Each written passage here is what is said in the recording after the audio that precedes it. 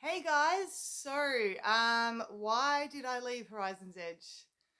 Well, I guess there's probably a couple of main reasons. But first of all, I would just love to say that I had the best time in Horizon's Edge. I absolutely loved being in the band. We had so much fun. We achieved some really awesome things, and I wouldn't take any of it back.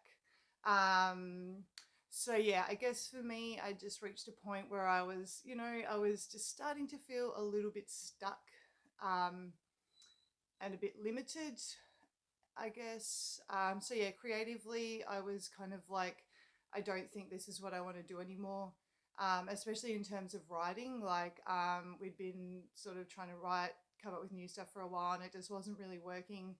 And I think maybe that was because I was kind of in a place where I want to be doing more. And when I say more, I mean just like branching out more in terms of rock and metal styles.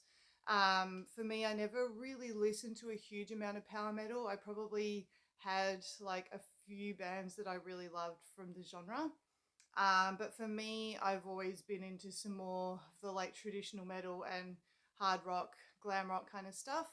Um, and so I think I was just feeling a bit limited, a little bit stuck, and I was like, I just want to be doing either something heavier or something that's more like hard rock, glam rock kind of based, or maybe even blend the two. Who knows? So yeah, I think I just felt that I'm going to be holding the guys back by being here and not really being 100% into it anymore. So that was probably like one of the bigger reasons. And now getting onto something that was not so great. So in 2020, I had whiplash, which caused me to get vertigo, which was really terrifying. And I've always had anxiety and panic attacks, and having vertigo just absolutely escalated my anxiety and panic attacks.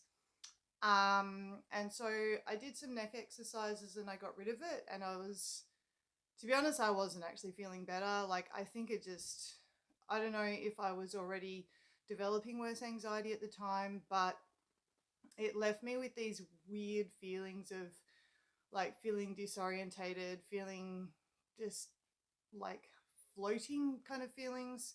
And that just kept getting worse and worse, and to the point where like I couldn't even stand in a venue when I was at a gig. I had to stand against the wall because I felt like I was falling over. I couldn't get on a plane. And so the idea of getting up on stage was actually giving me panic attacks because I was like, I can't even stand in a room, let alone get up there, remember the lyrics, perform to the crowd.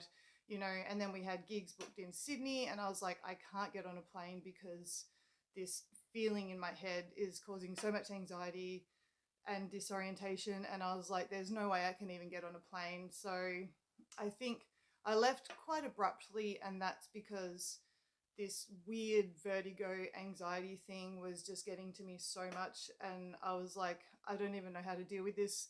And I was like, I just have to leave.